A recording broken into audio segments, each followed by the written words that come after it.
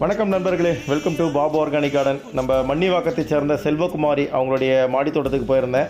அவங்க மாடி தோட்டத்தை பராமரிக்கிறதுக்காக என்னை கூப்பிட்டுருந்தாங்க. போய் மாடி தோட்டத்தை பார்த்துட்டு கொட்டேஷன் கொடுத்தேன். அப்புறம் பந்தலும் ஒன்று போட்டு கொடுங்க சார் அப்படின்னாங்க. ஃபுல்லாகவே பார்த்துட்டு நாங்கள் கொட்டேஷன் கொடுத்தோம். அவங்க கொட்டேஷன் ஓகே பண்ண பிறகு மாடி மொத்தமும் சேராக இருந்ததுங்க.